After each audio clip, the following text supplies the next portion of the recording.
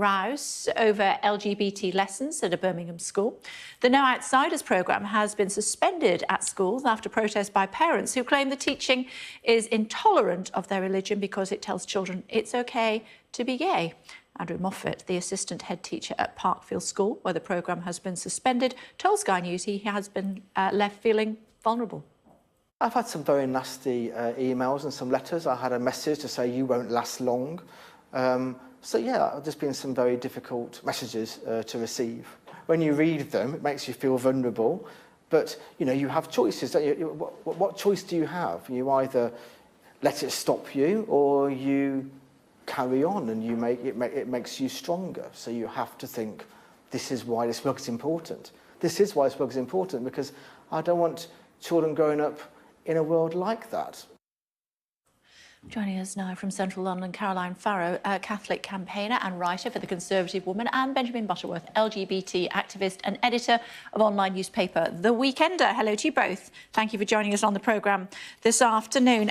Ladies first. Caroline, is it OK to be gay and to teach it to kids at school? The issue is not whether or not it's OK to be gay. The issue is whether or not primary school children should be taught LGBT issues beyond, let's accept that people are different, we are different, and we need to have compassion and respect for everybody. You know, we live in a multicultural society where there is a diversity of views about these issues, and this is why, you know, teaching on LGBT issues needs really to be left to the parents, because every single parent has the right to reflect their own views and teach their own views and their own values to children. And this is obviously going to differ. It is not the job of a school to be telling children what to think about what is actually quite a complex moral issue for many different people. And I think as well, it's interesting, I've been quite involved in this debate, and I myself have received violent threats and rape threats as a result of my stand on the transgender issue, for example. And I think a lot of parents are very concerned that when it comes to particularly the T part of LGBT, that their children are being taught a specious ideology, something that isn't true, and that something that is quite potentially harmful. So Why is it harmful? Why is it harmful? Because sex is not something that can be changed. Sex is immutable. And I think what's coming out, if you read the Times newspaper yesterday, it's actually quite harmful to set children off down this path of believing that sex is something that can be easily changed. Just tell me why it's harmful, Caroline, and then we'll move on to our other guests. Why is it harmful? Because it's not true. Sex cannot be changed, and the only way in which you can change your sex is to go down a lifelong path of medication and surgery. Why is it harmful? Well, clearly, lifelong medication and surgery is harmful. You know, when you go through that whole sex reassignment process, it has harmful physical effects. And of course, you know, we don't know what the long-term effects of things like puberty blockers are. We don't know what the long-term effects of taking cross-sex hormones are.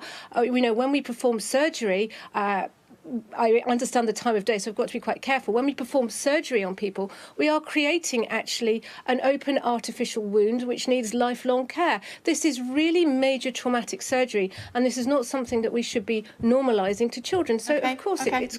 OK, Benjamin, lots for you to go out there.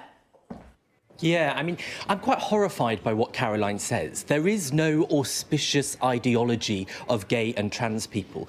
The fact is that LGBT people exist in schools, whether they are the students, the parents, the teachers, the other people working around the school.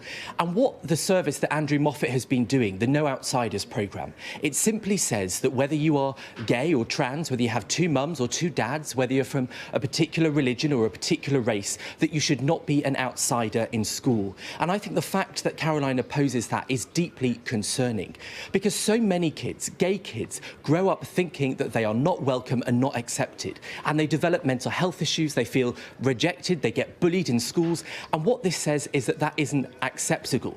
And the truth is that when you say that it's the parent's choice, no parent can possibly know the sexuality of their child. It is impossible to predict. It is a completely random allocation of who is heterosexual and who is not.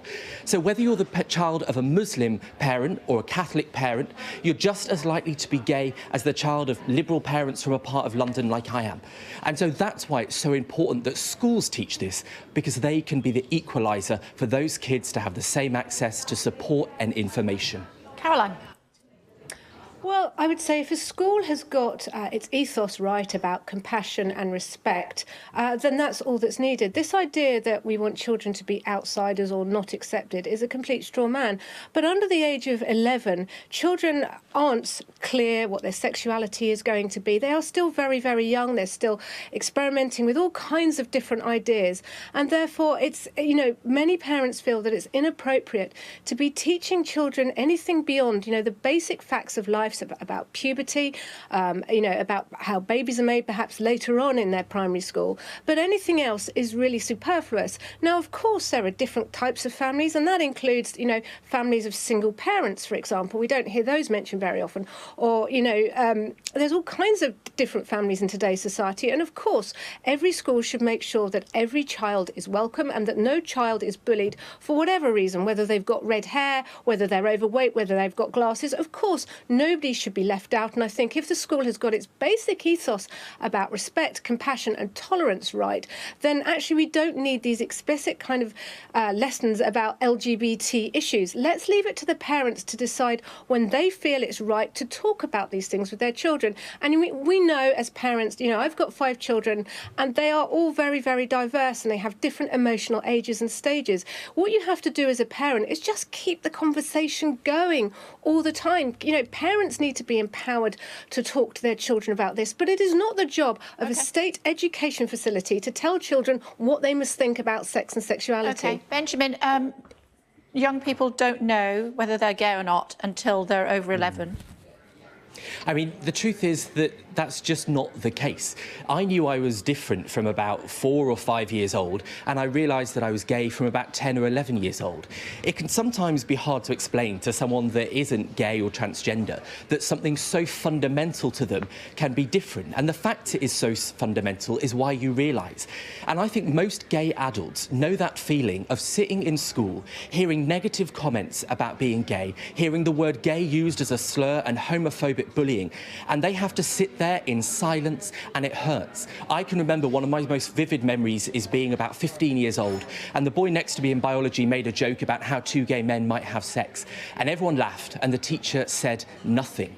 Now, the fact is that that is how schools are now, and programmes like Andrew Moffat's No Outsiders give the teachers and the schools the power and the tools to help those kids to stop that bullying and to let those kids fulfil their potential at school.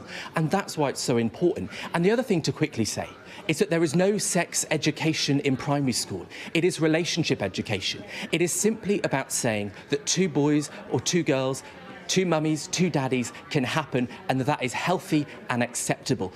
And I think anyone who opposes that is not just intolerant, but they are dangerous to those children.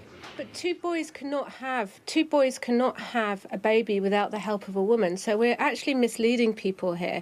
And it's also, I think, a lot of people will be quite disturbed at the idea that under 11s can have sexual feelings. I think we have to be very careful. It's it's kind of going on to dangerous territory.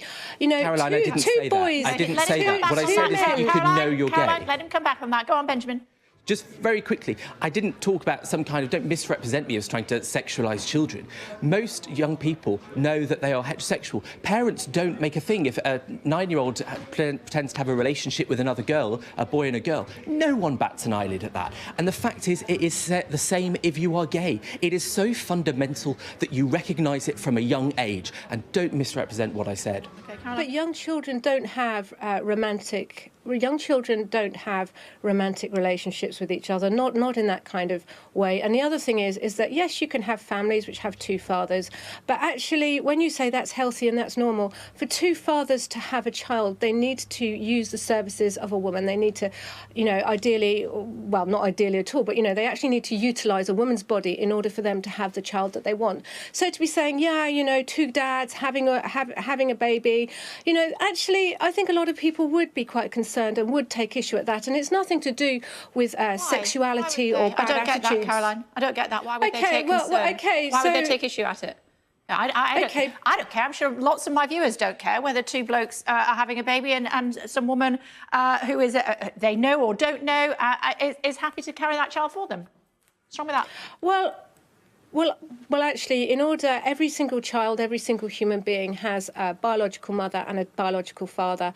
And when you go and create a situation where you say, OK, I'm going to deliberately and willfully deprive a child of their biological mother, a lot of people would take issue at that. I think most of the general public would take issue at that. We don't go around...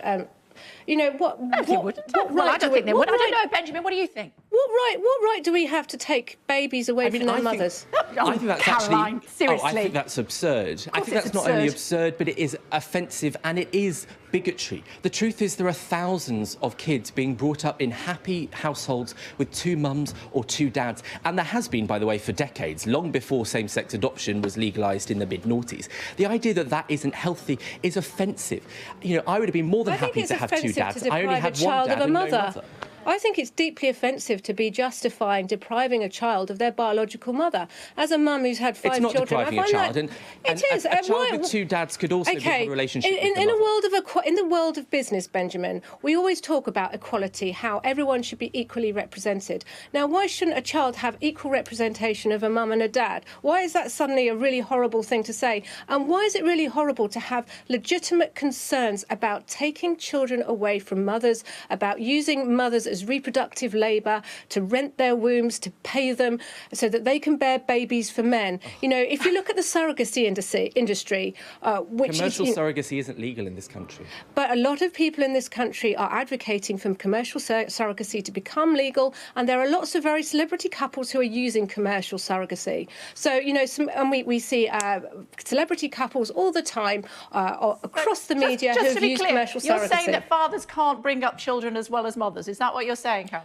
No, I'm absolutely not saying that whatsoever. But so what I'm are you talking about? Being deprived of their mother, then? I don't quite understand the point you're trying to make. Okay, because women are the ones who have babies, and you know, babies. There's a lot of research out there. Perhaps you know our viewers might be minded to read up on the importance of maternal attachment. And you know, when a baby is born, there are 50 signs. You know, they instantly know the woman that has given birth to them, and they. You know, they kind of root around for the breast, those kind of things. Maternal attachment is not some kind of pseudoscience. It is deeply traumatising to take a young baby away from their mother. It's really, you know, and it just wipes out women to say, OK, women aren't needed in parenthood. You know, all women need to... Is that what you're saying, Benjamin? Hold on. Is that what you're saying, Benjamin?